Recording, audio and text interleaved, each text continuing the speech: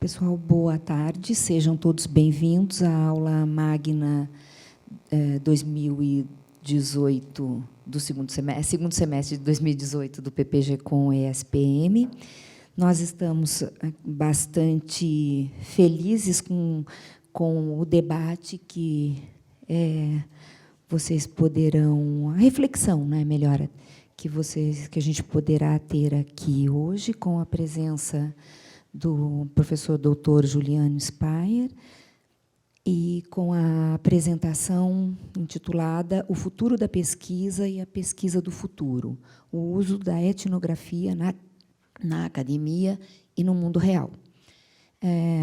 O Juliano ele é formado em História pela USP, fez mestrado e doutorado na University College London, UCL, atua na indústria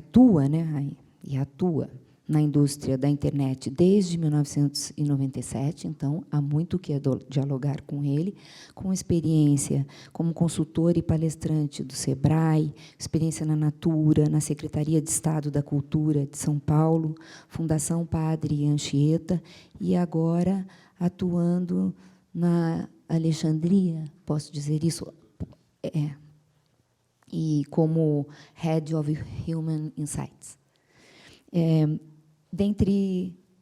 O Juliano também é autor de várias obras. Dentre elas, eu só estou trazendo 3 títulos aqui, mas há outros tantos. Poderia dizer tantos? Poderia. Conectado, de 2007, pela editora Zahar, Para Entender a Internet. E, agora, a mais recente, que é Mídias Sociais no Brasil Emergente, pela EDUC, está aqui a obra.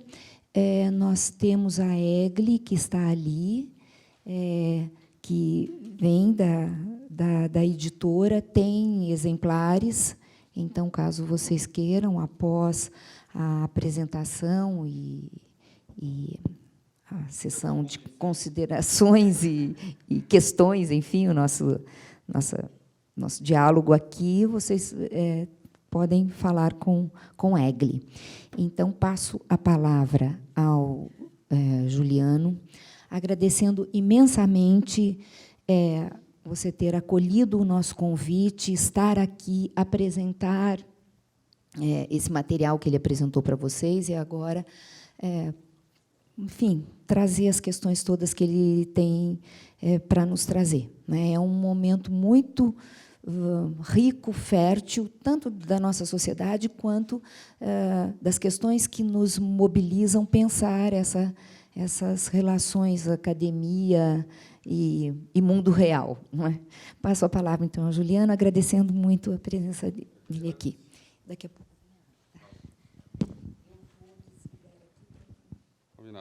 Olá, pessoal, tudo bem? Todos bem? Vou contar primeiro... Juliano, só um minutinho, eu esqueci de uma coisa importante, que é a lista de presença. Eu vou passar, vocês, por favor... Então, vocês estão aqui por obrigação, é isso? Não, mas é uma parte importante da história. Brincadeira. Que eu toda vez me esqueço. Eu fiz essa pesquisa, eu vou falar um pouco mais sobre ela de 2012 a 2015, e a SPM foi parte desse projeto. O Conselho Europeu de Pesquisa exigia que uma universidade brasileira se responsabilizasse pelo pesquisador atuando no Brasil, e a SPM e o professor João Mata foram essas pessoas que viabilizaram isso. Então, eu tenho uma dívida de gratidão, que me deixa feliz de estar aqui, talvez saudando um pouco essa dívida, conversando e compartilhando os resultados dessa pesquisa com vocês. E também porque, como vocês vão ver, o meu trajeto profissional ele envolve muito o fazer, né? O slogan aqui me interessa bastante. Eu tenho uma trajetória meio torta de historiador para um profissional da comunicação digital, depois antropólogo, agora um profissional da pesquisa dentro desse ambiente comercial. Então, eu me sinto muito à vontade num espaço em que o fazer e o pensar andam juntos. E eu acho que deveriam andar juntos assim. Quero agradecer imensamente pelo convite. É sempre uma oportunidade, talvez para vocês pareça que aqui eu estou oferecendo alguma coisa, mas a oportunidade de apresentar algumas ideias é sempre, eu acho que em geral, mas para mim em particular, uma experiência de pensar junto. Então, desde do tipo de caras que vocês vão fazer, se alguém dormir, ou se vocês fizerem perguntas, tudo isso, de alguma forma, alimenta o que eu vou apresentar aqui para apresentações futuras.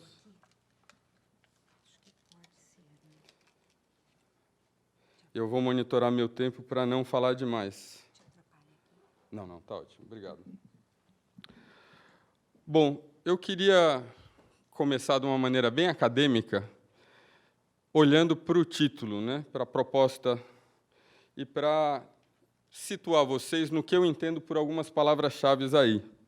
Então, quando eu estou falando de pesquisa, estou falando especialmente da etnografia, que é a metodologia clássica da antropologia, que pressupõe, diferente de todas as outras metodologias, que o pesquisador se mude, literalmente, para morar junto com as pessoas que ele pretende estudar. No meu caso, foram 15 meses vivendo num bairro trabalhador, na periferia da periferia da periferia de Salvador. E depois vocês mandam uma nota de agradecimento para minha esposa, em meu nome, que fez esse grande sacrifício em nome do meu projeto profissional e que me acompanhou. O etnógrafo, eu não sei quantos vocês estão familiarizados aqui com as técnicas de pesquisa das ciências sociais, a gente usa com muita frequência esse ferramental que está à disposição dos outros pesquisadores nesse mesmo campo, né? Então, eu fiz muito questionário, fiz muita entrevista com vários formatos, mas o que nos diferencia é fazer um esforço para viver os ritmos de vida de quem você está estudando, né? É um trabalho um pouco mediúnico, né? A gente não passa tanto tempo no lugar para a gente fazer muito dado. A gente passa muito tempo nesse lugar para a gente criar vínculos de confiança que se desdobram em possibilidades da gente fazer perguntas difíceis sobre temas sensíveis, perguntas sobre doença, sexualidade, relações mais delicadas entre pais e filhos, e isso a gente só consegue fazer quando você desenvolve um grau de confiança. Além disso, tem um termo que vulgariza um pouco, mas explica bem, que depois de um tempo você some, né? O pesquisador, principalmente dentro da antropologia mais tradicional, ele é um sujeito bem diferente das pessoas que ele vai pesquisar. Desde os anos 50 isso mudou muito, mas no meu caso foi, né? Eu era um paulista, branco, universitário, num povoado de 15 mil habitantes, em que as pessoas eram trabalhadoras da indústria do turismo, geralmente faxineiras, motoristas, etc.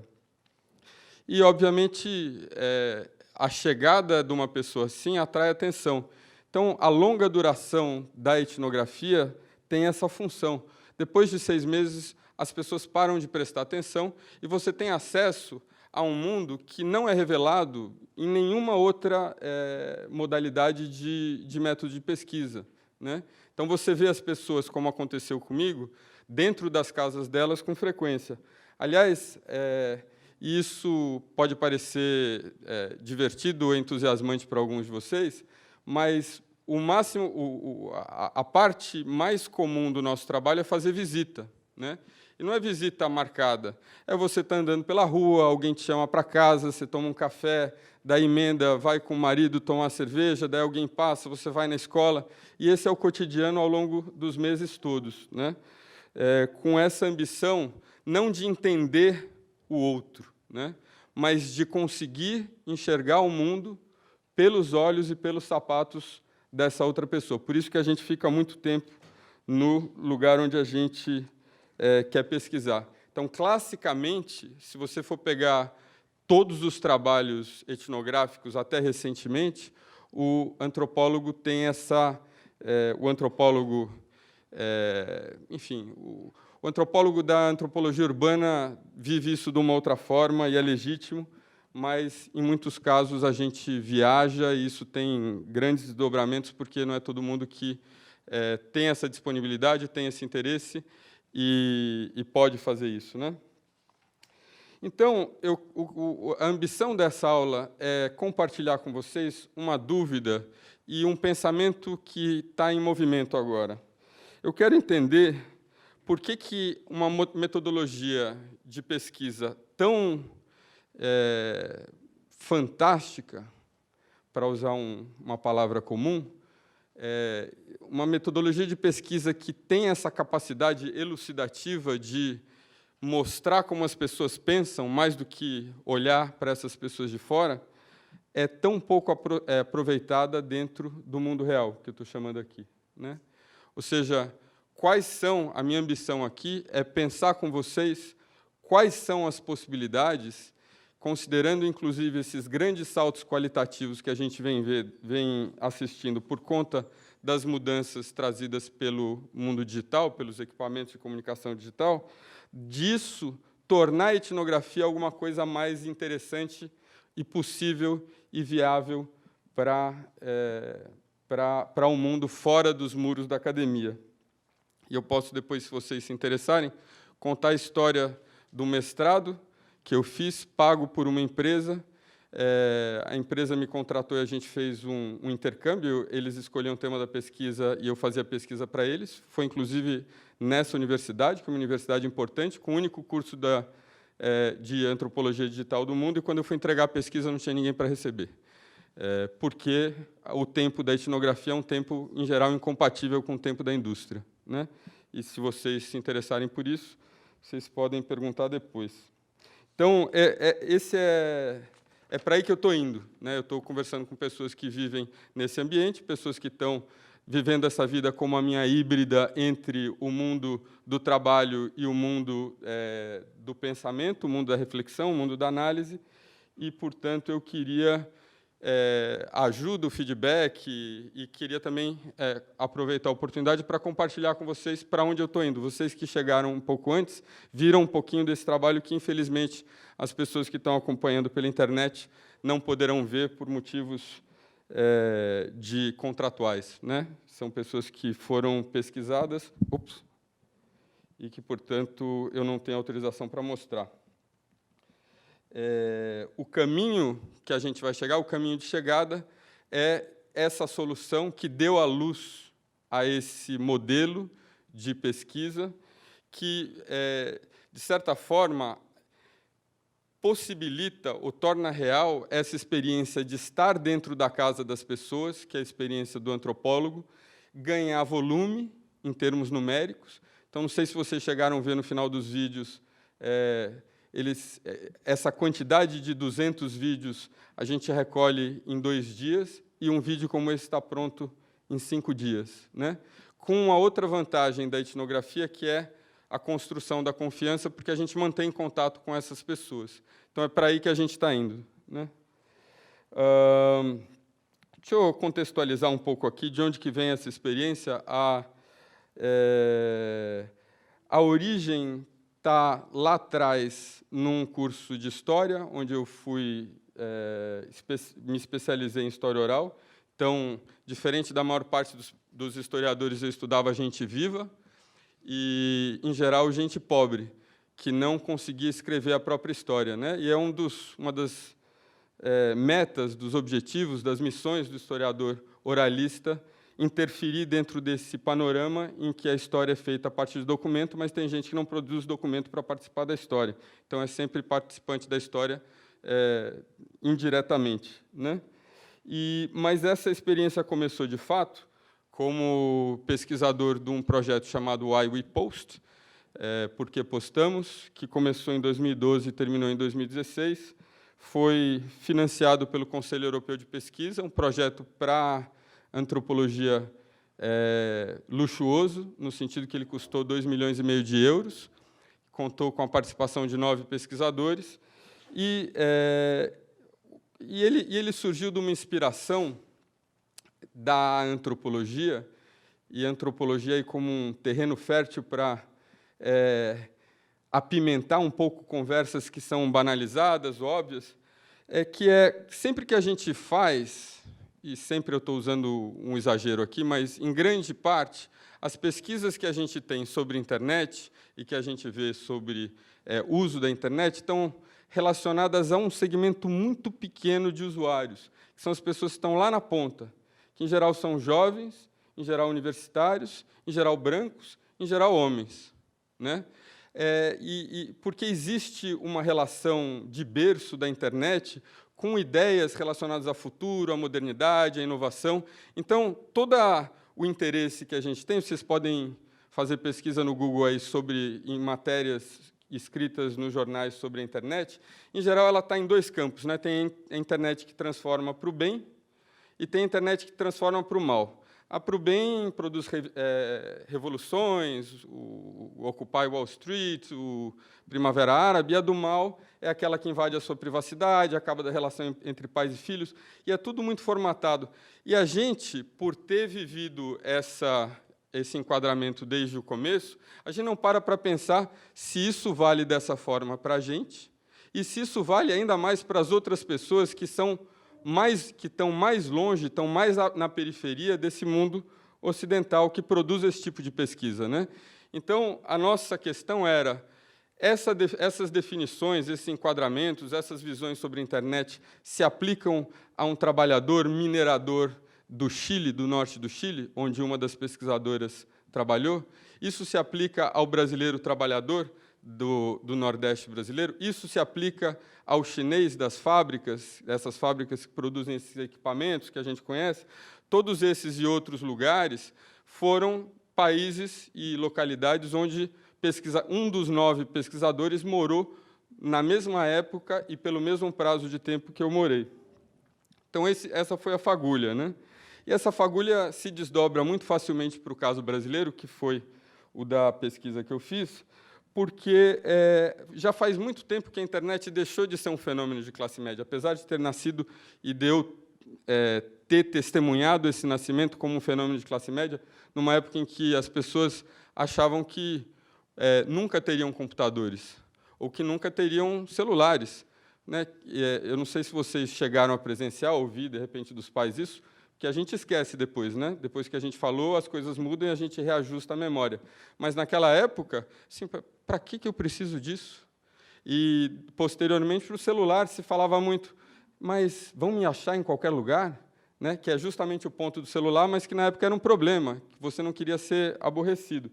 Então, num determinado momento, a internet foi um produto exclusivo, um produto que indicava uma certa distinção social, né?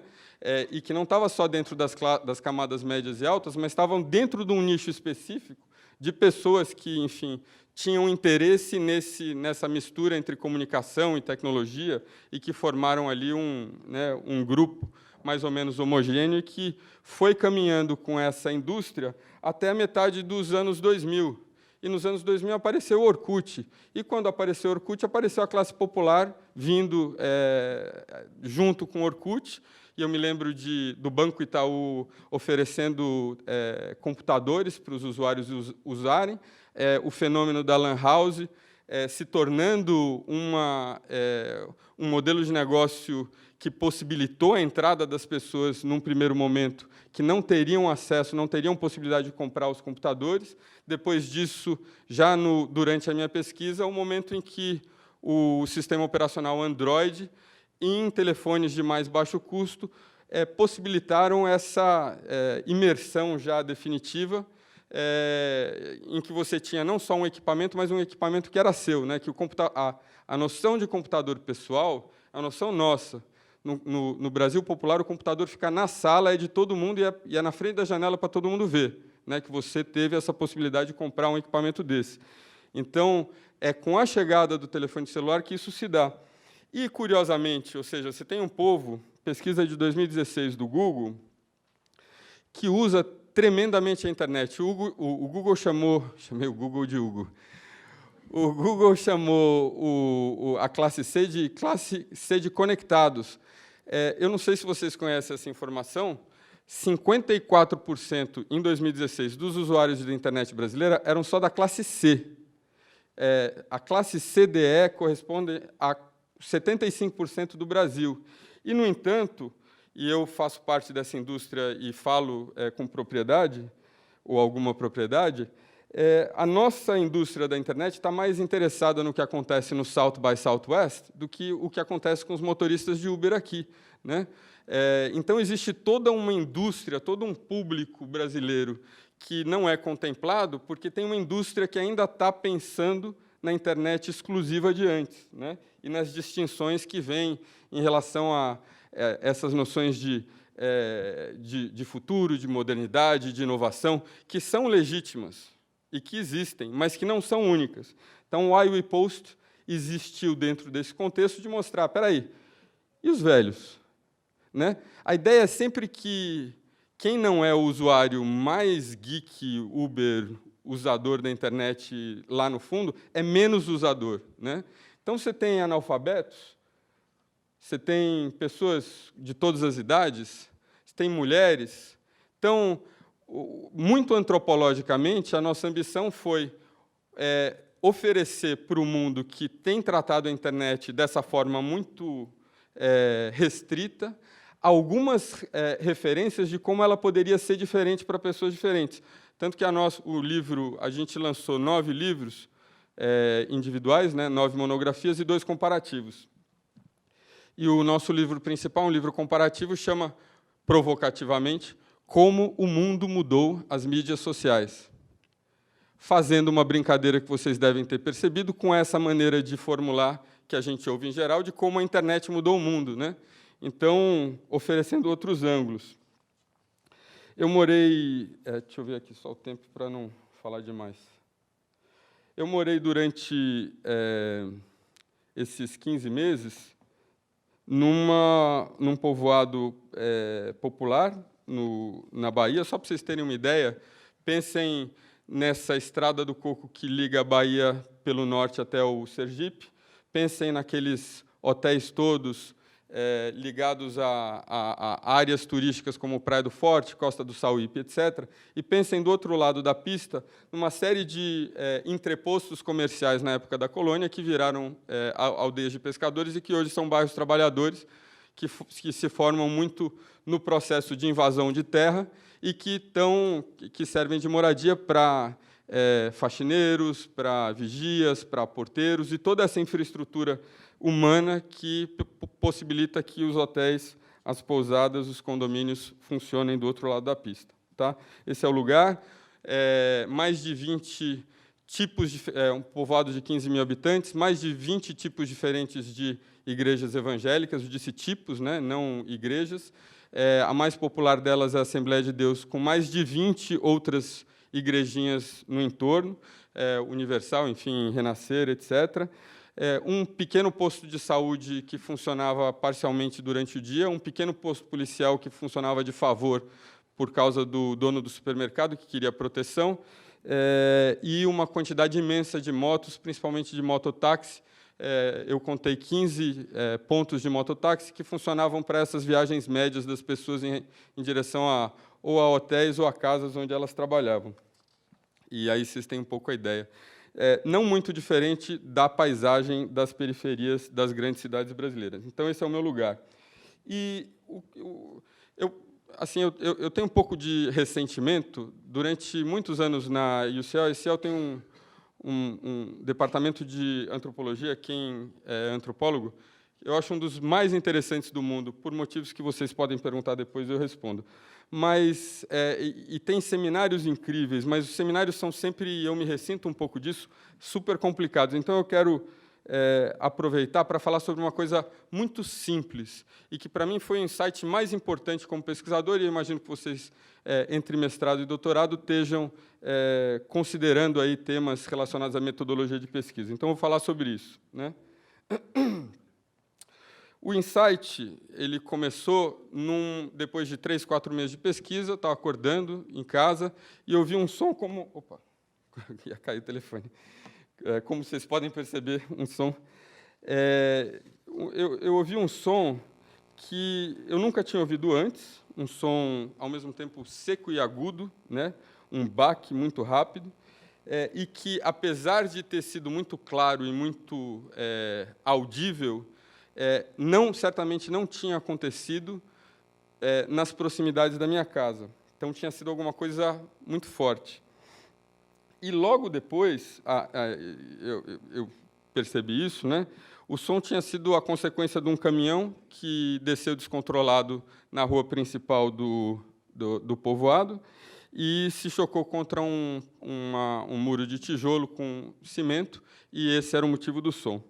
Instantes depois desse primeiro barulho, eu ouvi um segundo som que tinha um timbre de voz de criança, mas que, naquele momento, imediatamente eu duvidei que fosse voz de criança, porque ele era tão monótono e tão contínuo, tão sem respiração, que eu achei que fosse uma sirene, né? O que tinha acontecido? O dono do caminhão estacionou ele lá em cima, saiu para fazer alguma coisa, o freio do caminhão soltou, era o horário da entrada das crianças na escola, e ele atropelou 2 crianças, machucando as 2 gravemente, uma na cabeça e uma teve que amputar o braço, e esse era o som que eu estava escutando. Porque muitas crianças e adolescentes estavam indo, naquele momento, indo para a escola, é de se esperar que, e todos eles com seus devidos smartphones, que eles tenham feito muitos registros sobre acidente. E eu vou retomar esse ponto que é importante, mais adiante um pouquinho. Mas, primeiro, eu queria falar com vocês do efeito desse evento no povoado. Então, vocês pensam a Bahia, né? Então, a Bahia é um lugar, em geral, mais descontraído, né? Historicamente, culturalmente, um lugar mais relaxado. Então, mesmo dentro desse povoado trabalhador, de manhã ou nos horários em que as pessoas transitavam ali pelo centro, as pessoas desciam a 2, a 3, de mão dadas, às vezes namorados, conversando, fazendo brincadeiras. E, quando esse evento aconteceu, houve uma transformação visível na maneira como as pessoas se locomoviam pelas ruas. Então, em vez de andar em direção pela rua, né, descendo ou subindo, elas andavam de lado e formavam, a cada, 5 passos, grupinhos novos, que todo mundo se conhece, e eles queriam saber, basicamente, 2 coisas. Da saúde das meninas, né, se elas tinham sobrevivido, se elas iam ficar bem, se ia ter alguma consequência. Vamos lembrar que a gente está num bairro trabalhador, então você não tem esse acesso ao hospital, você não tem serviços ali para dar esse tipo de informação, então todo mundo contava com seus contatos, né? Alguém conhecia a enfermeira, alguém conhecia o pai, etc., etc. E a outra coisa que eles queriam saber é se o dono do caminhão, responsável, né, de alguma forma por aquilo, seria penalizado ou não, considerando que ele não era uma pessoa muito bem vista ali, ligada a pessoas que as pessoas insinuavam seriam criminosos. Agora, o que tornou isso, para mim, sociologicamente relevante? Eu digo sociologicamente, falando da disciplina toda e não especificamente da sociologia, né? O que tornou aquilo dali interessante para falar sobre a sociedade? Que, ao mesmo tempo em que, durante 3 semanas, as pessoas mudaram o comportamento delas para andar dentro do povoado, quando eu entrei no Facebook, me surpreendi muito, vendo que ninguém tinha publicado nada sobre o evento. E não é que elas não publicavam nada porque eles usam pouco o Facebook, mas o Facebook estava cheio das histórias de todos os dias. Então, alguma coisa estava profundamente errada ali, porque o que causava as pessoas falarem com tanta intensidade quando elas estavam frente a frente não se refletia na maneira como elas usavam a internet. Vou tomar um pouquinho de água.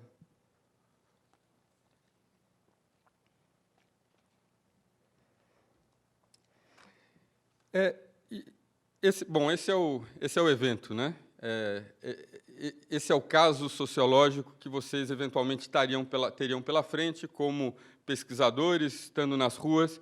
E, como um antropólogo em formação, eu levei isso para casa, já estava de volta escrevendo a tese, já tinha deixado o povoado, e estava, de alguma forma, tentando encaixar esse caso num dos capítulos da tese, que é esse livro daí que vocês estão vendo, que é o capítulo 6, que fala sobre relações que não são mediadas por família, né? Então, relações dentro de igreja, relações mediadas pelo Estado, pela polícia, etc., etc. Tudo que não é resultante de vínculos familiares, inclusive aí de vizinhos, de afetos, né?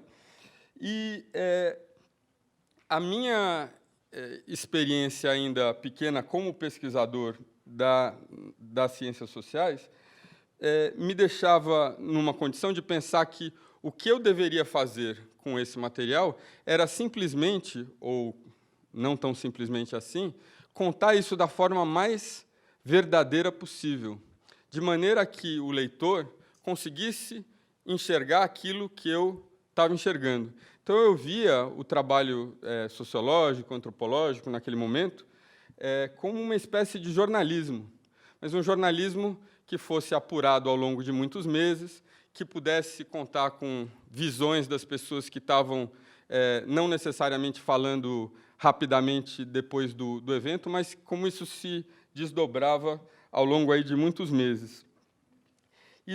Essa tentativa, e pensem aí que eu estava escrevendo em inglês, produziu uma frustração tremenda, porque, no final das contas, eu me esforçava para ter uma história bem contada, que fosse detalhada, que incorporasse os pontos de vista. Eu sabia que existia alguma coisa importante ali, enquanto fenômeno social, e, no entanto, eu chegava no final e eu não conseguia falar nada sobre a sociedade. Eu conseguia falar alguma coisa sobre esse evento, né? E foi, eventualmente, né, eu quero falar isso para os doutorandos aqui, eventualmente a ficha cai, ela cai, tem que cair, né? E a minha ficha foi uma ficha com, né, um gosto doce e azedo. Doce porque eu finalmente desempaquei, e azedo porque eu tive que jogar fora tudo. O que eu joguei fora? Eu joguei fora toda a literatura, todo o jornalismo. O que eu mantive ali? Eu mantive o caso, né? E aí veio esse aprendizado, que é o aprendizado metodológico mais importante do meu doutorado, e que é muito simples, né? Para eu transformar esse evento em um evento relevante sociologicamente, a única coisa que eu tinha que fazer é colocar ele lado a lado com uma série de outros eventos semelhantes, para ver as regularidades, né? E o nosso trabalho está em notar as regularidades e as pequenas dissonâncias que acontecem na medida em que casos parecidos acontecem e têm resultados mais ou menos diferentes. Então, vou dar alguns exemplos aqui. O caso que eu usei, né, em comparação com esse das meninas, teve o caso do assaltante assassinado, que tinha um vídeo, alguém fez um vídeo dele sendo assassinado, e o vídeo circulou loucamente, só que só por Bluetooth. Então, não foi por Facebook. Está aí um detalhe de diferença em relação ao outro. Daí teve um outro evento de um menino que era amigo de um grupo criminoso, que foi assassinado pelo próprio grupo criminoso, e aí a morte dele, sim, apareceu no Facebook, mas não a imagem do corpo. O que apareceu foram símbolos de luto. Outra dissonância, outra irregularidade. Teve o caso da adolescente que morreu num acidente de carro. Aí, sim, a foto dela aparece no Facebook. Vocês percebem? Eu estou colocando eventos lado a lado, e, a partir desses eventos, eu começo a fazer inferências sobre o que estaria motivando que aquelas coisas acontecessem daquela maneira. E eu seria capaz de, então, usando essas informações, começar a fazer considerações sobre como aquela sociedade funciona. E, se vocês se interessarem, o capítulo 6 traz os resultados dessa pesquisa. Enfim, dessa reflexão. A minha ambição aqui é simplesmente falar sobre a metodologia, e a gente pode voltar a isso na conversa. Em que medida isso é importante para o trabalho que eu estou fazendo hoje?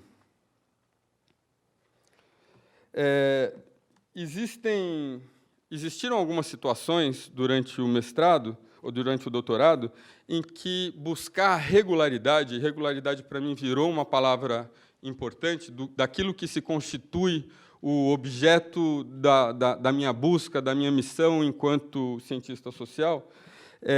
Algumas situações é mais fácil fazer isso. Então, quando o WhatsApp aconteceu, e ele aconteceu literalmente, então, até novembro de 2013, raras pessoas tinham WhatsApp. A partir de dezembro, muitas, primeiro jovens e depois todo mundo. Isso se deu muito em função da popularização de smartphones baratos usando o sistema operacional Android.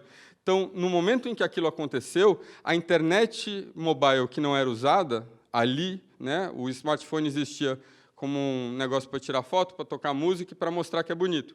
A partir dali, passou a fazer sentido. E o WhatsApp foi aquilo que puxou, que catalisou esse interesse, né? Com o WhatsApp, rapidamente começou uma prática que a gente vê ainda hoje, mas ela é tão forte, tão presente, que ela começou rapidamente. Uma prática de troca de arquivos. E as pessoas circulavam, né? Não fotos, não necessariamente fotos ou vídeos que elas faziam, mas fotos ou vídeos que elas recebiam, em grupos familiares, em grupos de amigos, em grupos de igreja, em grupos de todos os tipos. E eu, como antropólogo já lá há muitos meses, me aproximava das pessoas com quem eu tinha confiança e pedia para que elas me mandassem esses vídeos. E eu passei a perceber que, se eu retribuísse aqueles vídeos, novos vídeos viriam. Então, começaram diálogos, de trocas, e, graças a isso, num dia comum, eu podia receber dezenas de arquivos. E o que eu fazia com esses arquivos? Eu classificava. E classificar é uma outra palavra para você buscar essas regularidades. Então, é curioso como muitas dos vídeos que circulam nas classes populares não chegam às classes com maior escolaridade. Então, um tipo de vídeo que aparecia com muita frequência é sobre violência. Então, a minha pastinha sobre violência ficou cheia. De repente, eu notava subtemas ali dentro. Então, tem um tema famoso, e, se vocês quiserem ver, é só procurar por páginas no Facebook sobre isso, de mulheres brigando na rua. Absolutamente popular, então eu recebia muitos vídeos sobre isso. E o vídeo me dava ainda, falando de metodologia, né, me dava duas ferramentas, duas oportunidades. A primeira é de falar sobre a pessoa sem me referir a ela. Então, quando uma pessoa me passa um vídeo de uma mulher brigando, ele não está falando da vida dela ou da vida da mulher dele, ou, né, ele não está tocando na biografia, mas ele está falando de alguma coisa que chamou a atenção dele, e, por isso, eu tenho um motivo para abrir uma conversa com ele sobre isso, né? Então, o vídeo me dava a oportunidade de ver alguma coisa que era interessante para aquelas pessoas, me dava a oportunidade de conversar com elas, e o terceiro motivo, muito importante, me mostrava possibilidades de contato que existiam entre aquelas pessoas e outras pessoas de demografias parecidas que estavam em outros lugares do Brasil. Então, quando a gente fala de um povoado da Bahia, geralmente você está falando muito contidamente de 15 mil habitantes num lugar específico. O fato dessas pessoas receberem, mandarem e circularem arquivos que vêm da Amazônia, que vêm do Rio Grande do Sul, que vêm do Paraná, que vêm de São Paulo, mostra canais de relacionamento que, entre outras coisas, me permitiram ou me sugeriram que eu chamasse o público que eu pesquisei de Brasil Emergente. Todos os outros livros da coleção falam de lugares. Então, a Índia é a Índia do Sul, a Turquia é a Turquia do Sudeste, a China é a China industrial. O meu é um livro sobre o Brasil emergente, fazendo referência a esse entendimento de que havia uma unidade ali que se mostrava para mim por esses vídeos que circulavam. Tá? Eu queria, então, rapidamente... Bom, eu vou mostrar para vocês, que eu acho que vale a pena, um vídeo que eu posso mostrar.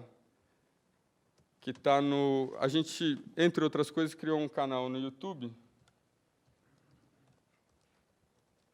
Deixa eu ver se é isso. Estou falando muito rápido? Está dando para seguir mais ou menos? Eu me entusiasmo. Não sei se vocês perceberam. Não, esse é o Dani. Espera aí. Então, só o que vocês estão vendo aí, vocês estão vendo playlists, e aqui vocês podem conhecer todos os campos, né, que foram pesquisados. E tem o campo brasileiro, que está aqui. Então, esses são todos os vídeos que eu fiz relacionados à minha pesquisa, e eu quero mostrar para vocês um deles, que é o resultado não de vídeos que eu gravei, mas de vídeos que chegaram para mim pelo WhatsApp. Eu estou mostrando por dois motivos. Primeiro, porque ele é um pouco parente e distante desse vídeo que vocês viram antes de começar a fala. E, segundo, ele é totalmente calçado na ideia da regularidade. Então, se você vê um desses vídeos separado, vocês vão falar que vídeo engraçado. Quando vocês veem muitos deles, vocês falam, opa, alguma coisa acontece aí. Então, com vocês, um pouquinho do Brasil, do WhatsApp popular.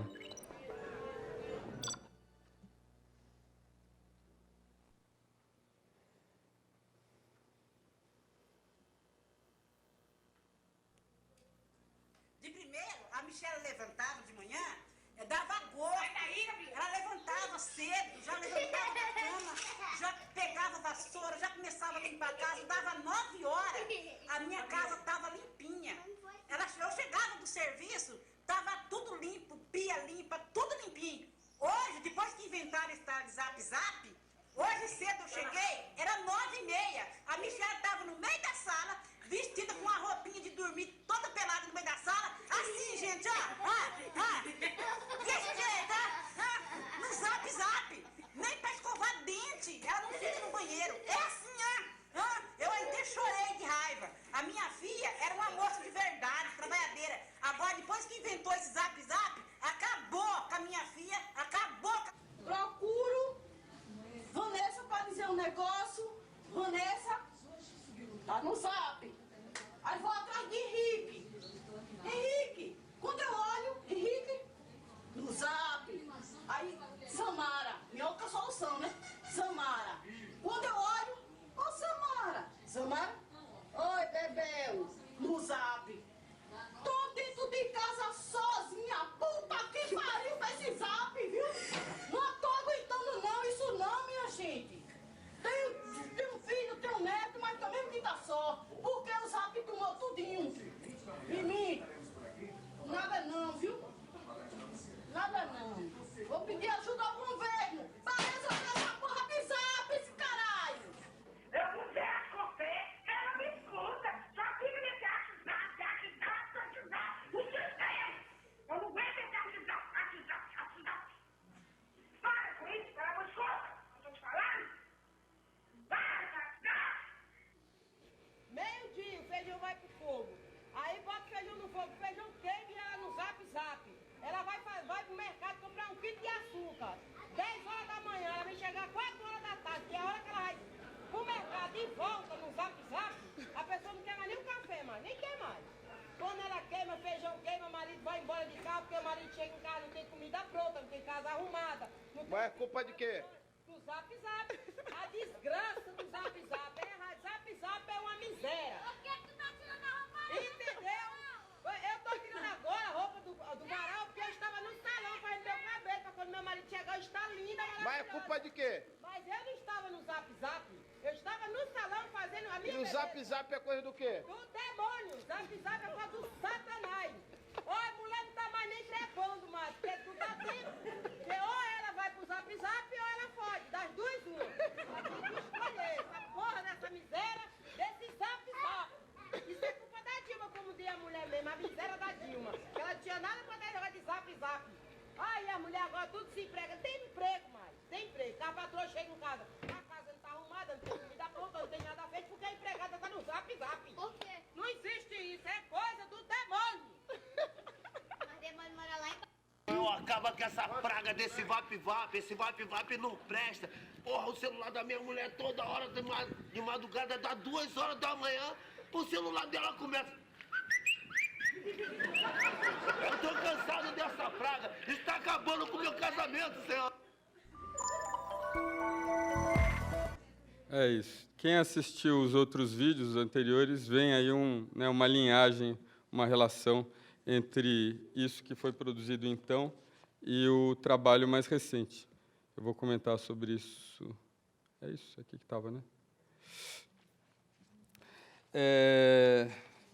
Então, o que está acontecendo aqui, né? Esses são vídeos que são... É o principal tipo de vídeo que circulava.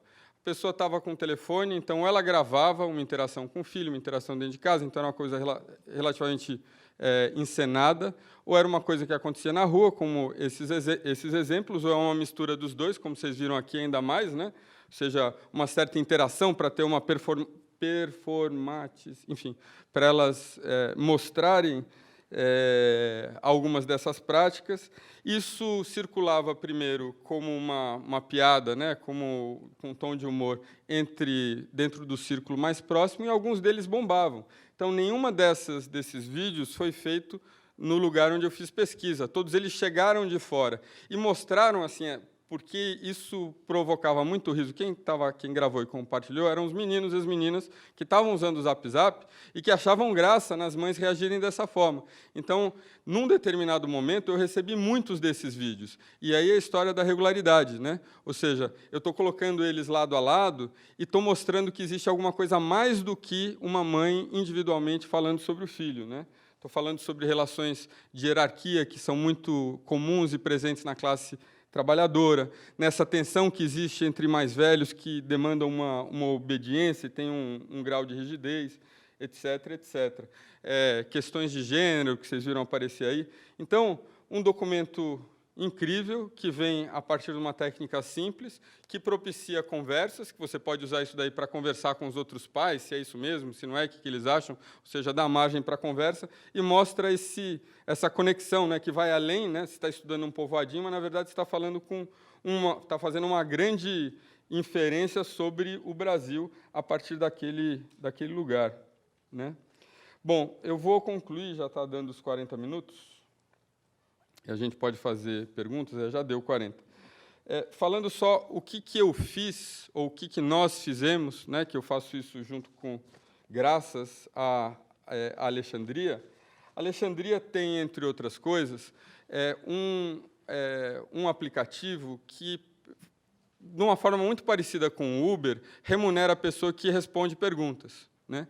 Então, vocês imaginam aí a possibilidade. Ou seja, em vez de você colocar uma pessoa atrapalhando a sua passagem, a sua ida ou volta do emprego, você remunera a pessoa que está lá ao final para ou ela mesma responder ou ela servir de pesquisadora para você, né? E, curiosamente, ou seja, eu posso falar de alguns elementos, né, desse aplicativo, mas ele traz vantagens que vocês imaginam já óbvias em relação à agilidade, em relação a enfim, capacidade de captação, capilaridade, né? São pessoas que a gente conhece porque responderam questionários, ou seja, são relações transparentes, são remuneradas por isso, e a gente sabe, então, muito precisamente quem elas são e onde elas moram. Então, eu posso fazer uma pesquisa em uma rua de uma cidade, posso fazer uma pesquisa sobre pais de estudantes de escolas públicas no Brasil, né? E eu posso chegar a esse grau de profundidade a partir desse tipo de solução, com respostas que vêm com bastante agilidade. O e-sensing, que quem estava aqui antes viu, é a utilização dessa plataforma de uma forma experimental a princípio, tendo em base isso que vocês acabaram de ver, em vez de pedir para eles mandarem vídeos pré-gravados, que eles mesmos gravem. E, num certo sentido, a gente se beneficiou de um contexto do Brasil popular, em que a oralidade já é um elemento importante, então, gravar áudio para você mandar quando for mais conveniente faz parte, gravar vídeos não só faz parte, como foi ainda mais popularizado com esse projeto da Rede Globo, né, do Brasil que você quer. Então, a gente fez umas perguntas inicialmente e notou que, para nossa própria surpresa, havia muitas pessoas muito interessadas em compartilhar o que elas sabiam. E é claro que existe aí enfim, uma antropologia, uma experiência do antropólogo nesse processo, ou seja, não é qualquer pergunta que você faz que as pessoas respondem, mas a gente recebe com muita frequência feedback de pessoas dizendo: pô, obrigado por me ouvir, né? Eu queria a oportunidade de falar. Então, a gente está monitorando, por exemplo, essa transferência de votos do Lula. Então, sabe, as pessoas se enxergam, em geral, nesse canto de audiência e se sentem, às vezes, motivadas e privilegiadas por poder falar, né? Algumas dos desdobramentos em termos de metodologia, né, não tem nenhuma metodologia perfeita, essa tem algumas coisas interessantes que a gente pode eventualmente observar. Por exemplo, isso que eu disse, às vezes, mais do que a remuneração, a pergunta e a oportunidade de falar sobre determinados assuntos e a oportunidade de se expressar é um motivo de recompensa, né? Além disso, esses vídeos... desculpa. Diferente da pesquisa feita por telefone, que você atrapalha a pessoa, ou da pesquisa feita na rua, que você impede que ela passe, então atrapalha mais ainda, essa pesquisa, além de remunerar a pessoa, ela dá à pessoa a liberdade de responder quando e onde ela quiser, né? E a gente tem vários respondentes que, no começo, vão para o banheiro para falar, para ninguém achar que é meio esquisito, você falando com o telefone, que não é uma chamada, né? Mas, eventualmente, essa relação se torna mais tranquila. E isso é um elemento interessante que a gente está vendo, ou seja, não existe o constrangimento de você ter que sacrificar o seu tempo e o que você está fazendo.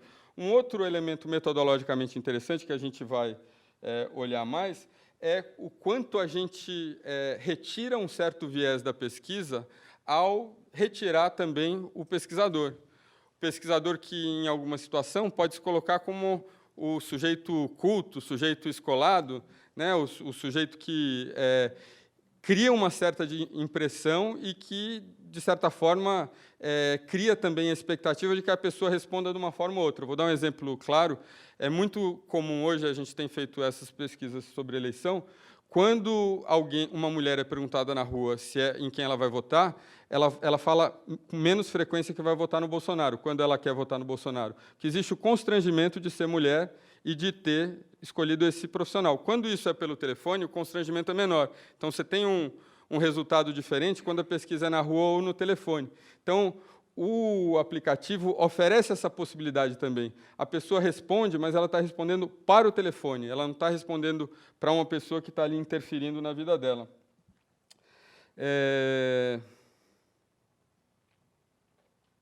E muito importante, a gente, ao fazer esse tipo de pesquisa, ela não é necessariamente uma pesquisa pontual com uma pessoa.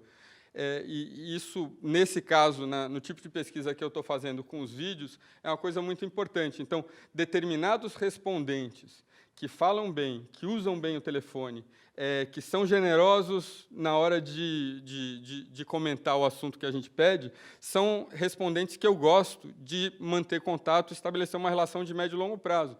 Com isso, a minha ambição não é oferecer um substituto para a etnografia. Né? E eu não estou dizendo que isso daqui e a etnografia, o resultado disso e o resultado da etnografia são a mesma coisa. Mas eu estou dizendo que isso daqui oferece alguns elementos da etnografia, essa relação de longo prazo que pode ser construída, essa possibilidade de entrar na casa das pessoas, com algumas vantagens interessantes. Então, uma vantagem interessante é que, na etnografia, você faz pesquisa, como eu fiz e muitos fazem, num lugar pequeno. Esse bairro tinha 15 mil habitantes. Pelo aplicativo, eu posso falar com quantas pessoas eu quiser. Além disso, eu tenho essa possibilidade também, usando o aplicativo, de encontrar pessoas com segmentos muito particulares, né? Uma coisa que eu não podia fazer quando você está submetido ali num dia a dia de pesquisa, e as pessoas são as pessoas que se oferecem e se fazem disponíveis para você. Então, mais do que oferecer uma alternativa para a antropologia acadêmica, né, como alguma coisa que substituiria, o que eu acho que a gente está fazendo é oferecendo uma alternativa ao antropólogo, né? Porque não é o problema da etnografia não ser usada na academia, não é do antropólogo, é da pesquisa etnográfica. Então, se você oferece para uma empresa que você vai fazer um trabalho e que ele vai terminar daqui a 5 anos, né, e que você quer ser remunerado para isso, e que você vai entrevistar no máximo 150 pessoas, isso é comercialmente inviável. Mas, se você coloca um antropólogo do outro lado desse processo, que traz não só a capacidade de fazer perguntas, de interagir, de usar questionários, o treinamento, né, básico do antropólogo, mas, quando ele é informado sobre determinados grupos da população que você quer estudar, aí sim você abre possibilidades para que esse conhecimento da academia encontre espaços, né, dentro de ambientes profissionais, como é o caso do psicólogo, por exemplo. O psicólogo faz pesquisa na academia e o psicólogo vive, tem clínica, etc. E o antropólogo pode, enfim, vislumbrar nesse caminho uma possibilidade de não só contribuir, enfim, no âmbito do governo, no âmbito do mercado, etc., para a produção de conhecimento interessante, como ele pode contribuir também para ele se colocar na sociedade de uma forma mais presente. É isso, gente, é isso que eu vim contar para vocês. Muito corrido. Bom, esse livro, a Egli trouxe ali, se vocês estiverem interessados, ele também, a universidade, a PUC e a Universidade da Inglaterra, abraçaram um projeto de Open Access, então ele está disponível integralmente também online. Então, não quero que vocês comprem sem saber disso. Vocês podem comprar, eu vou ficar muito contente, a editora muito contente, mas se vocês buscarem ele na internet com mídias sociais no Brasil Emergente PDF, vocês não estarão pirateando o livro. E, enfim, tem essas duas possibilidades. Fazemos perguntas, é isso? Oi. Tem a versão em português e em inglês? Desculpa, eu coloquei a foto dele em inglês ali, mas ele está aqui em português. Em português, online e offline. Juliano, muito obrigada pela sua apresentação e essas reflexões todas, né? A sua fala certamente é muito mobilizadora, e essa perspectiva da etnografia mobiliza muito o pesquisador, porque tira ele daquele lugar clássico, não é? Na antropologia já é assim, mas quando a gente pensa na comunicação ou em outras áreas, se inspirando nessa metodologia, ela nos tira nos coloca nesse mundo real, como você traz no título. E então eu gostaria, além dos agradecimentos, de trazer agora a possibilidade da gente dialogar com o Juliano. A gente tem que falar no microfone por causa do streaming, etc. Tá bom, então vamos iniciar. Oi, Juliano, eu sou Viviane, sou doutoranda. Queria te agradecer pela apresentação, acompanho o seu trabalho há bastante tempo, o projeto. E eu queria aproveitar essa discussão que você trouxe, que eu acho que é muito pertinente, muito importante, e acho que para todos os pesquisadores, principalmente porque acho que, independente do objeto de pesquisa, a realidade das redes sociais trouxe alguns desafios para o pesquisador. E acho que é interessante você trazer essa experiência da etnografia, que é um método clássico, mas que busca também incorporar esses desafios desse contexto. E daí eu queria te propor, na verdade, não é uma pergunta exatamente, mas é uma discussão exatamente sobre essas técnicas que vêm sendo desenvolvidas, e daí eu acompanho mais, claro, as técnicas da academia, mas eu sei que no mercado também isso vem sendo desenvolvido, que tem, por um lado, a preocupação de observar o que tem acontecido nesses ambientes. Então, essas técnicas que têm uma visão de olhar para o ambiente, seja no caso de uma cidade ou, né, de uma rede social específica, e entender o que está acontecendo naquele ambiente, e tentando coletar materiais desse ambiente, e as técnicas que, de alguma maneira, exatamente se propõem fazer perguntas e em solicitar respostas ou solicitar materiais. Eu, por exemplo, pensei numa técnica que eu tive contato num dos livros da Sonia Livingstone, que ela pede os diários, né, de acesso a mídias e para entender melhor como que, de fato, se dá essa interação. Então, queria que você abordasse um pouco, né, como é que você vê essas técnicas que estão sendo desenvolvidas, né, dentro desse contexto. Não necessariamente elas são utilizadas para o método etnográfico, ou elas podem ser incorporadas, porque, pelo que eu entendo, essa combinação é que permite que a gente tenha uma visão mais complexa e possa tentar, né, quebrar um pouco esses desafios, porque, claro, que a gente não consegue chegar no método perfeito e no percurso perfeito. Essa é uma oportunidade, eu não quero dar respostas muito longas para conversar com todo mundo que quiser fazer pergunta ou comentário.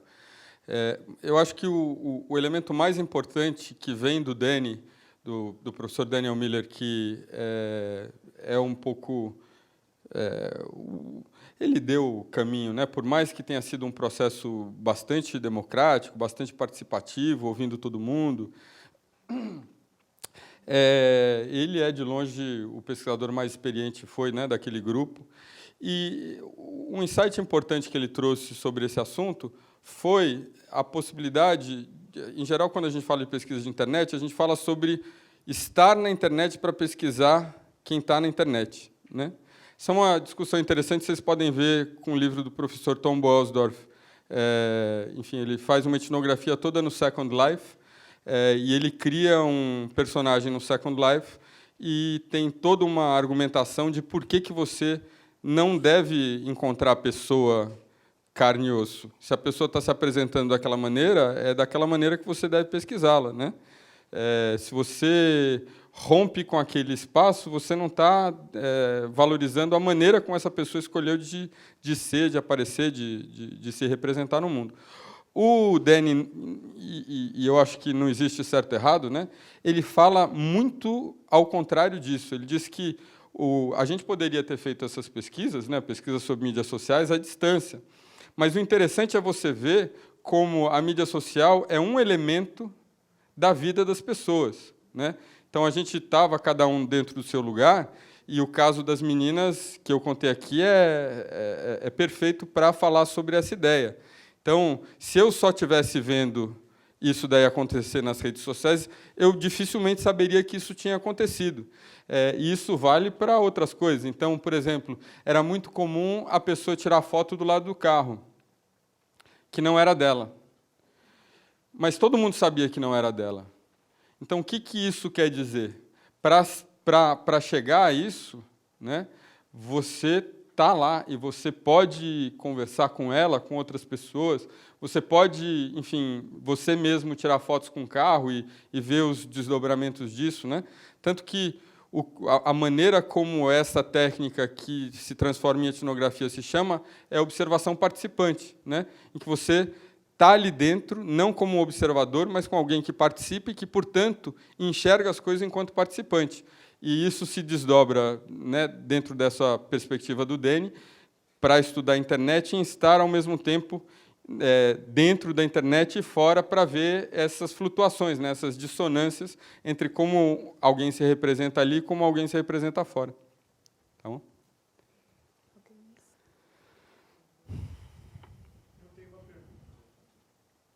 Que bom, obrigado. O meu nome é Zé Roberto, eu sou mestrando aqui na SPM.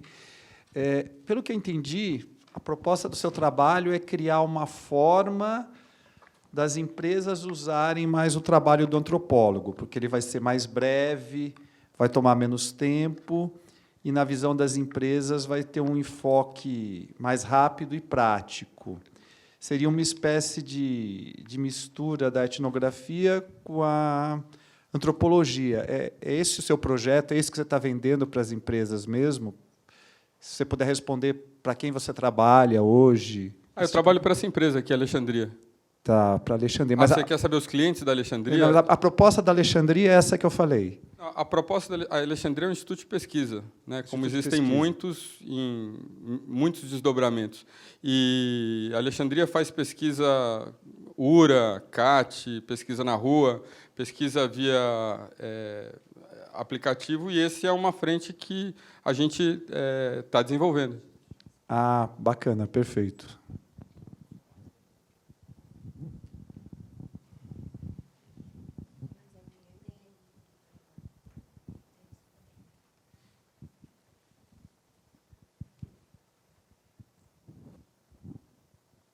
Olá, tudo bem? Tudo. Meu nome é Fernando, eu sou aluno do mestrado aqui da SPM. Eu queria perguntar sobre a apresentação do vídeo que você fez no comecinho, não sei se você vai poder falar muito, mas da pesquisa etnográfica das reações ao Neymar, né?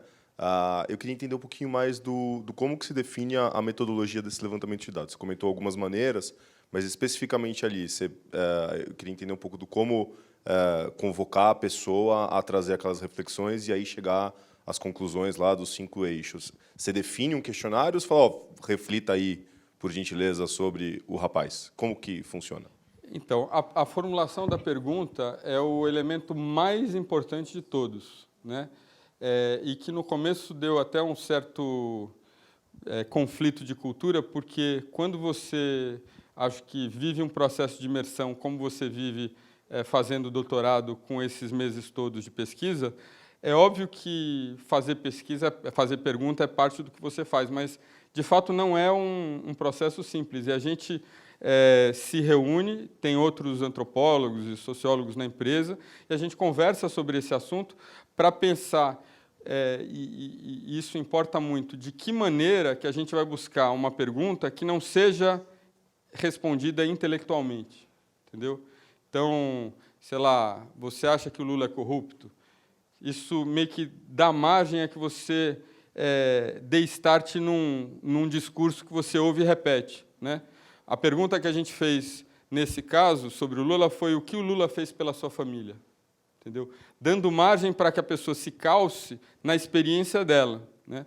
Nesse caso, então, a gente perguntou qual a consequência da Copa para o Neymar, se ele continuava sendo cara ou se ele ia ter que correr atrás, né?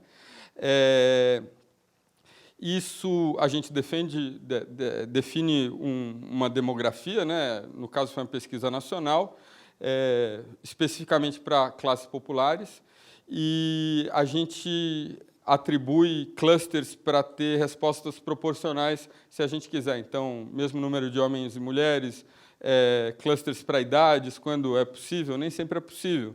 A gente fala mais frequentemente com lugares em que o telefone celular é mais popular, né, e menos com outros. Mas a gente define esses elementos todos e a mensagem chega como uma proposta para a pessoa, uma proposta de trabalho. Olha, eu tenho uma questão aqui para você responder. E ela tem, em geral, como a quantidade que a gente consegue processar e que é relevante de ser processada é em torno de 200 a 300 vídeos, o número é pequeno, ele se esgota rapidamente. Em geral, no prazo de 24 horas, a gente colheu o material. E esse é como isso se dá nessa relação de pedir, né? Não como questionário, mas como uma pergunta calçada dentro dessa intenção de que ele fale dele e não fale numa coisa que ele pensa.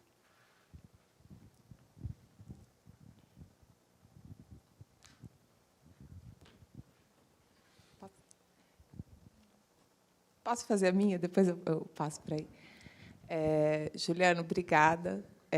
Uma das coisas que eu mais gosto de te ouvir falar é que você sempre se define como pesquisador em formação. Então, já dá uma empatia automática, assim, de falar, putz, estamos todos no mesmo barco. Assim. É nós. É nós. E eu não conheço essa plataforma, nem essa proposta que vocês estão desenvolvendo na Alexandria, mas eu acho muito interessante porque, alguma hora, isso vai ter que ser solucionado, né? Essa questão de como as coisas são estudadas e concluídas a partir de rastreamento de dados e Big Data e a partir de um approach mais qualitativo. E uma coisa interessante, né, você tratou agora da importância de saber formular as perguntas, né? E uma das coisas que já tem sido apontadas por quem usa, né, dados é que os dados são muito bons para formular as perguntas e não para dar as respostas, né? Que você precisa voltar a campo para aí observar se aquilo que está aparecendo, né, no macro, nos dados, como ele se dá na realidade, né, das pessoas. Então, não sei se essa vai ser a solução, se vai funcionar ou não, mas acho que muito interessa assim, acompanhar, porque, alguma hora, essas duas coisas, a gente vai ter que achar uma metodologia aí para conseguir tornar esse tipo de estudo da etnografia viável, né, para as outras coisas, para a gente não ficar nesse tipo de abordagem de que vai apenas para os dados e fala, não, é isso, né, que eu acho que é um pouco do que você falou. A gente, quando vai tratar de rede social, a gente tem um discurso, né, de como as pessoas usam, por que as pessoas postam, que são certos rastreamentos até que dão esse respaldo, mas, quando você vai a campo, você descobre outras coisas. Então, se você puder comentar um pouco assim, o que você acha desse possível encontro, né, Quando a gente foi a campo, a primeira coisa que a gente tinha como missão para fazer uma pesquisa comparativa, a gente precisou concordar aí, por exemplo, em questionários que a gente faria, né, inclusive para facilitar a possibilidade de comparar campos tão diversos como a Índia industrial, o Brasil trabalhador, a Turquia, onde a gente tinha uma pesquisadora, a Itália, o Reino Unido, enfim, lugares muito diferentes. E esses questionários serviram, primeiro, para gerar esses dados, mas muito claramente, inclusive antes, para o Dani, que ele é mais experiente do que a gente, o questionário era o começo, né? Então, teve um questionário que a Elisabetta, que fez a pesquisa na Turquia, uma questão que ela pediu para incluir, era: você pede autorização para os seus pais para criar uma conta no Facebook? E, quando a gente colocou, a gente tinha que concordar, né? Assim, não com tudo, mas é um questionário que vai servir para todo mundo, então ele precisa ser negociado. Mas eu sabia que ninguém no meu campo, que eu estava lá já há algum tempo, ia dizer que sim. Daí eu fui para campo e todo mundo, peço autorização. E daí, na verdade, eu falando, olha, pensando, né, você não pede autorização, porque eu sei como você usa. E aí, a oportunidade de questionário. Eu falei, escuta, o que você está querendo dizer? Ah, não, é que pessoas que eu não conheço mandam solicitações de amizade para mim. Como nós temos amigos em comum, eu pergunto para esse amigo quem aquela pessoa é. Então, deu margem aí para olhar, por exemplo, como, diferente do que a gente, em geral, está acostumado, existe essa prática de você se tornar amigos dos amigos, né, mesmo que ela seja desconhecida. Então, no caso desse trabalho novo com o eSensing, a gente usa, sim, paralelo, quant e quali. Como você disse, em um momento inicial, esse é um trabalho exploratório, então a gente está tendo noções não só de que se aquilo dali interessa, mas como ela é formulada, né? Quais palavras são usadas para formular aquilo. No caso do vídeo sobre o Neymar ficou claro, né? Ou seja, e é uma ambição do eSensing, né? Você mostrar essas repetições das regularidades que reforçam, opa, tem alguma coisa acontecendo aí, né? Que não é só um depoimento. E daí isso pode voltar como pesquisa, com algumas formulações principais, para você validar isso dentro de um universo amostral maior. Então, esse diálogo é super importante, né? Entre o questionário e a entrevista profunda e tal. Olá, Juliano. Eu queria fazer duas questões. A primeira, que você passou, acho que um pouco rápido, porque também são muitas coisas, né? Como vocês trabalharam a ideia de classe C, né? E faço a pergunta assim um pouco, perguntando por que não escolheram a classe D e E, mas perguntando um pouco, questionando um dilema que eu venho vivendo, assim, como professora de comunicação, desde a graduação até a pós, que os alunos vêm um pouco definido com uma ideia de mercado, assim. Classe C é aquele que ganha de tanto a tanto, né?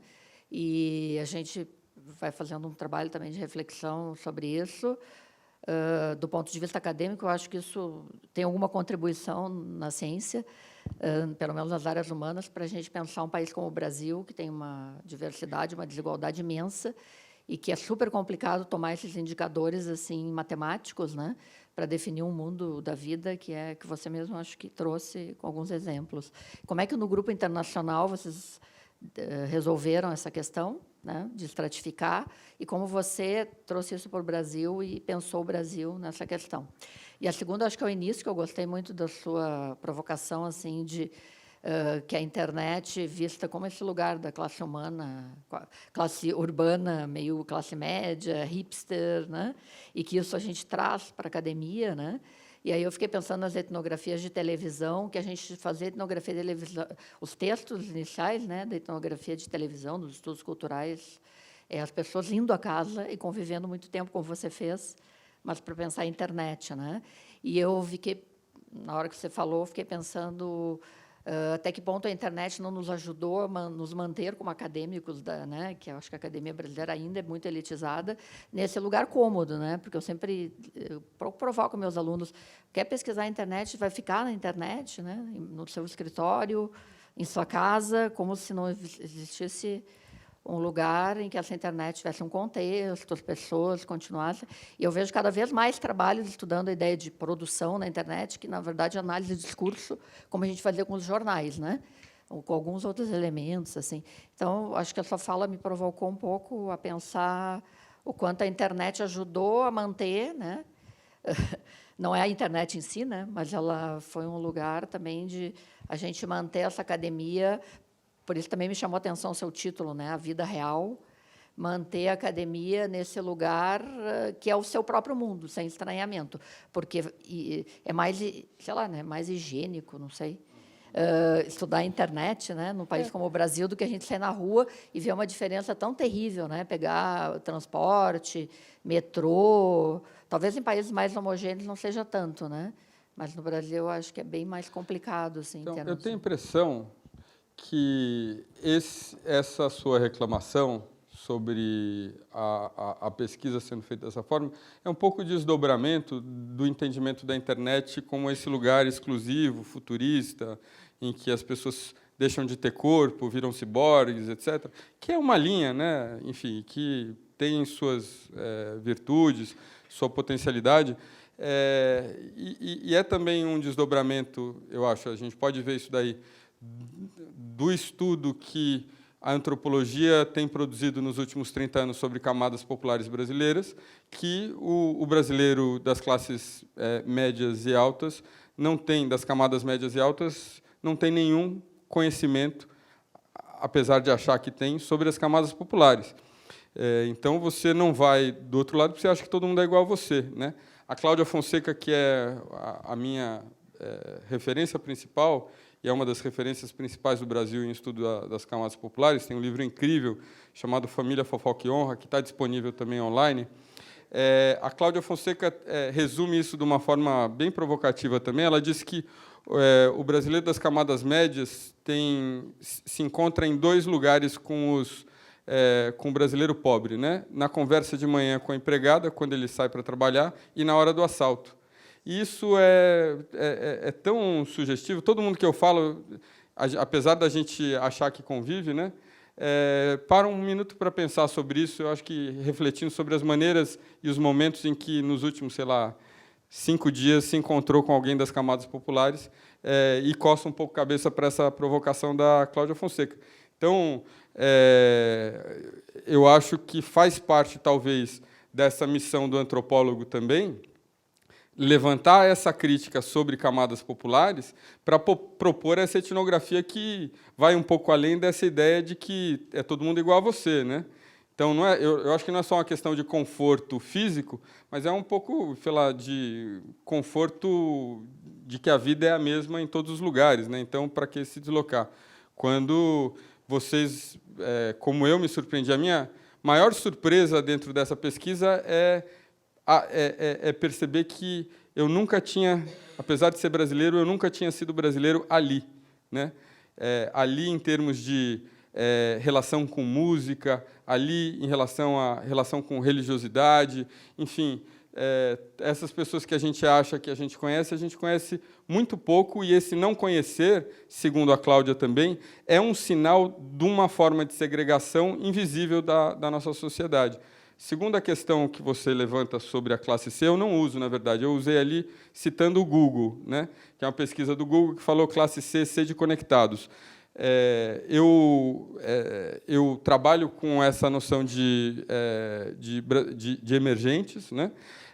Porque eu estou falando desse momento do contexto brasileiro em que a aspiração passou a ser uma parte possível, real, desse brasileiro das camadas populares, inclusive da DIE, e que se expressa pela compra, muitas vezes, já que a gente está falando de consumo, pelo consumo de uma série de marcas e produtos, inclusive de computador e telefone.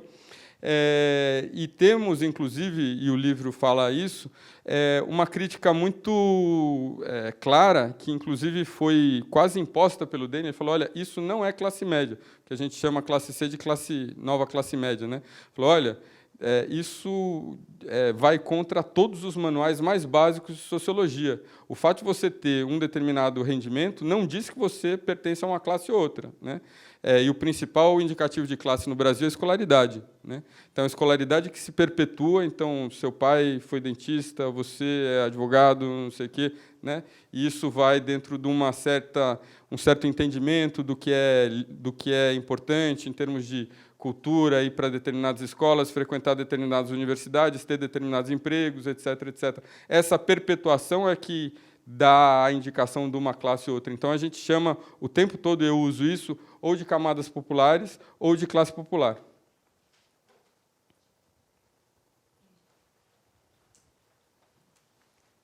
Tem mais alguém? Oi, Juliano Karen, sou professora aqui da SPM. Você falou do papel do antropólogo como a presença dele na interferência no processo de entrevista e a vantagem da gravação, né? E uma possível vantagem. Né? Isso, é isso que eu queria comentar agora. E a desvantagem, né? Como que a gravação em vídeo, o que ela representa de desafio nesse processo de interferência? Olha, isso que vocês viram tem 5 meses. Então, ainda é muito novo para a gente.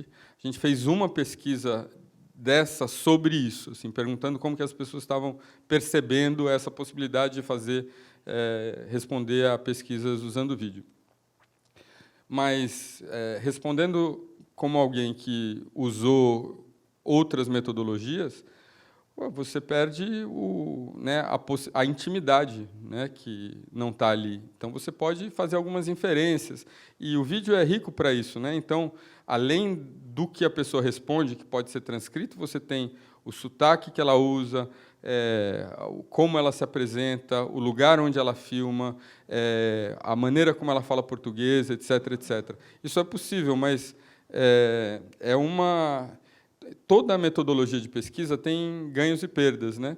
E nesse caso, eu acho que o que a pesquisa, o que é a estrela, o ponto central ali da etnografia a partir desse envolvimento de longo prazo, é você poder perguntar o que você quiser e estar dentro da casa da pessoa sem ser visto ou sendo visto como um igual participante ali, porque essa confiança te dá essa possibilidade.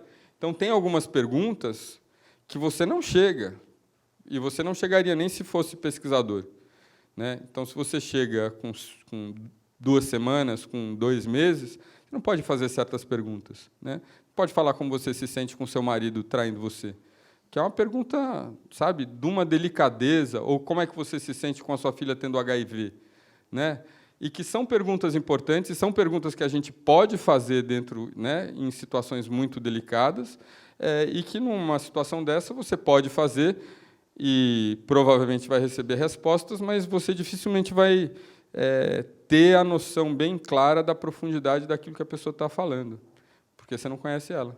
Fiquei pensando mais assim no fato de haver um registro da resposta, porque quando você e a pessoa, o pesquisador e a pessoa, a resposta é sua, né? Mesmo que você esteja usando algum recurso de gravação, ela é perecível, digamos assim. E a resposta em vídeo parece que ganha uma certa perenidade. Você sentiu algum receio das pessoas em registrar as respostas por causa da perenidade dessas respostas? Então, ela é e não é, né, perene, porque o fato dela estar gravada a torna perene, mas o fato da gente, por exemplo, estocar isso, não estou dizendo que seja o caso, né? Mas você gera tanto conteúdo, quando que você vai recuperar esse conteúdo? Então, as coisas... Eu acho que o mais bacana da antropologia é que você nunca vê as coisas como preto no branco. Né?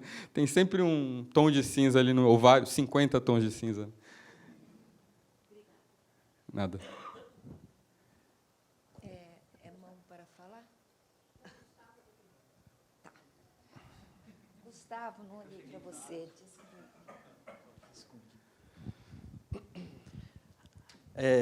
Como eu cheguei atrasado, eu posso estar fazendo uma pergunta besta por ter perdido o comecinho, mas se for, avisa e aí a gente ignora completamente. Não vou fazer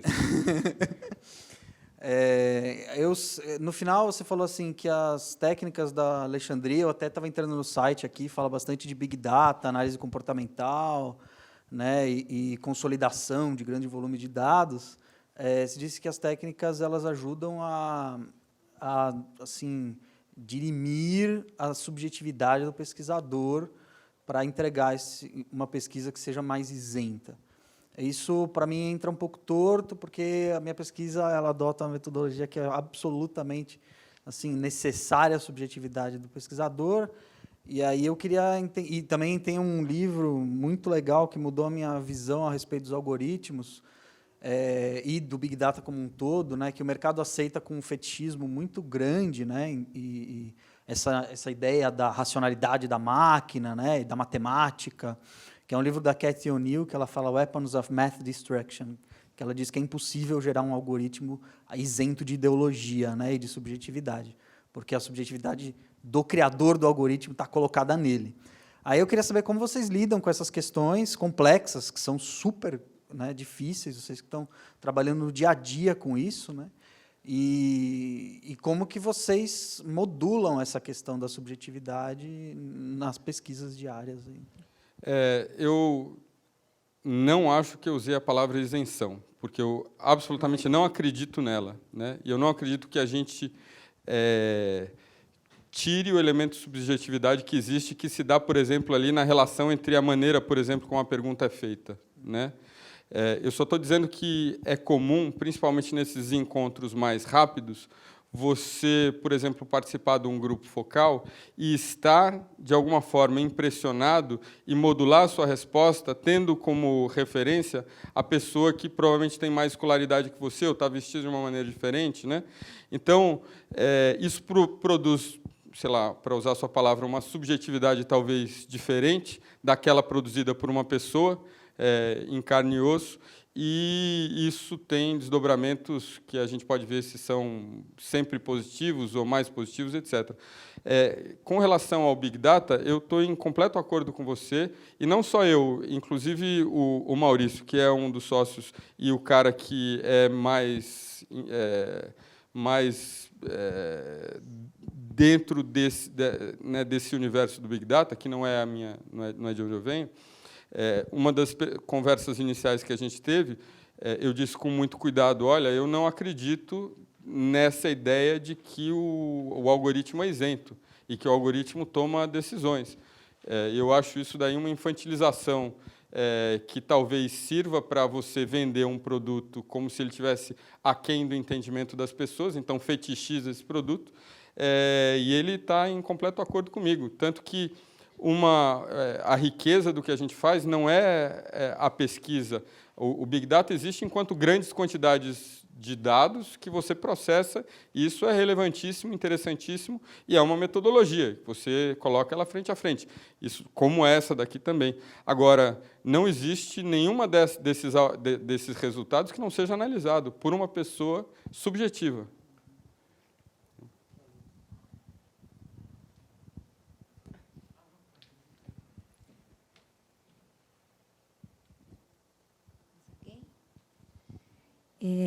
Eu gostaria, acho que a gente pode mais uma pergunta. Vou me permitir. Você mencionou na pesquisa que você realizou, não só você, a do Miller, que tinha vários países e era a pesquisa etnográfica, naquele sentido mais clássico da etnografia, de estar no lugar, né? E eu fico, a partir da sua apresentação, fico me perguntando sobre os índices de resposta. Você falou em um dia, 200 vídeos, etc., mas para este grupo, não sei se vocês têm outros grupos, por exemplo, se fosse alguém da classe B, um grupo, o índice de resposta é o mesmo, porque talvez possa haver um encantamento do respondente. Alguém está me perguntando, este alguém quer saber, e eu vou ter esta atitude bastante responsiva, né, ou proativa, aspas, de responder imediatamente. Agora, um outro grupo tem o mesmo comportamento de resposta, claro, com as suas especificidades de classe, né, melhor. Mas o índice de retorno, não sei se vocês têm isto. Para minha surpresa, bom, primeiro, você tem um índice de retorno alto, primeiro porque o segmento AB compra mais, tem mais banda, e, portanto, se a gente abre 200 lugares para a resposta, você tem... O aplicativo foi baixado 800 mil vezes, então a gente tem um universo amostral grande. Você recebe essas respostas. E segundo, assim, eu disse que eu entendo de onde você está vindo, essas perguntas elas não necessariamente dizem respeito à intimidade das pessoas, né? O que você pensa sobre o Neymar não é uma pergunta invasiva, né? Então, depende do estímulo que você dá, e esse estímulo pode ser a recompensa financeira, pode ser a oportunidade de se colocar, pode ser a curiosidade de você desbravar uma possibilidade nova pelo aplicativo, pode ser o fato de você encontrar aí uma renda paralela que vai te ajudar e você vai responder bastante pergunta, etc. Então, tem sim, tem resposta suficiente em todos os segmentos. Mas, principalmente concentrado, né? Ela se concentra sempre nos lugares em que você tem mais uso, né? Mais uso, melhor equipamento, etc. Mas, considerando o tamanho do painel, né? Você tem gente suficiente, sim.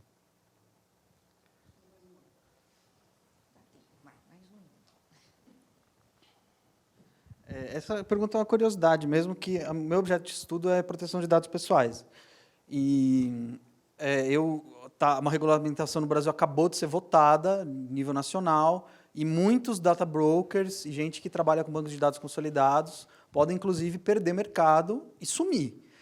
Eu queria saber, assim, do ponto de vista de TCLE, consentimento, esse tipo de coisa, como é que funcionam essas pesquisas? Se é pelo aplicativo mesmo, a pessoa... E como é que vocês estão se adaptando a isso? Se vai ter alguma grande mudança? Né? Esqueci seu nome. Gustavo, eu não falei, eu acho.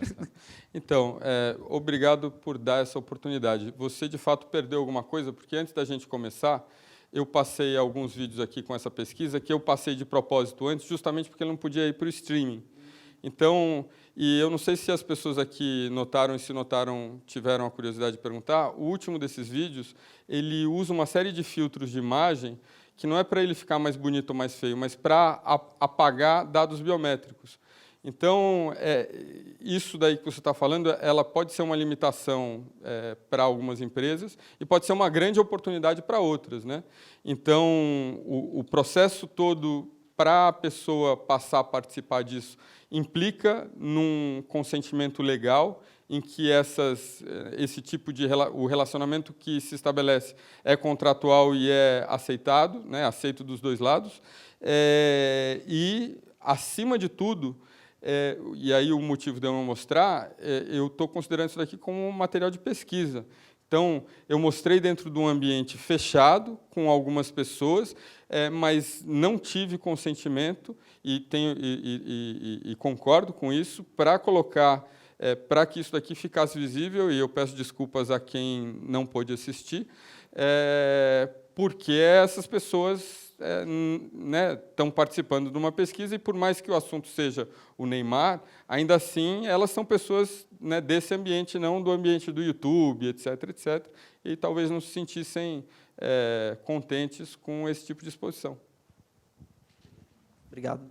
E não é só o Brasil, né? Você tem essa decisão na Europa acontecendo, o GDPR, né? Com grandes consequências para o mercado internacional. Então, você não pode fazer negócio com nenhum país da União Europeia sem que você tome as providências para assegurar a privatização, anonimização desse material e, enfim, uma série de outros elementos para que a pessoa não sinta que é explorada ao participar desse tipo de relação online.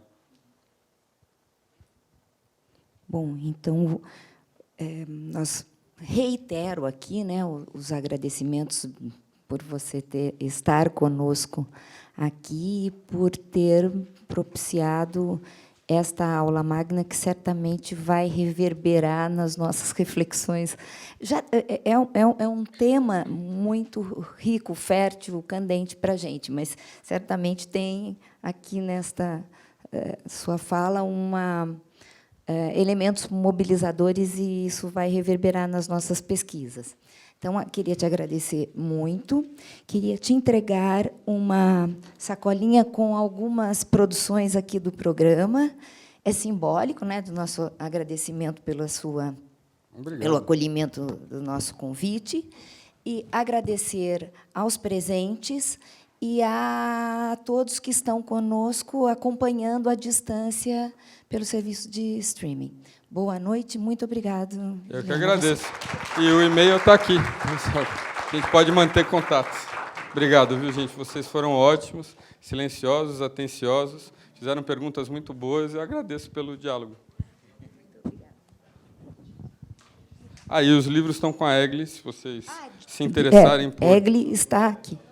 É muito melhor ler no papel. É uma experiência antropológica.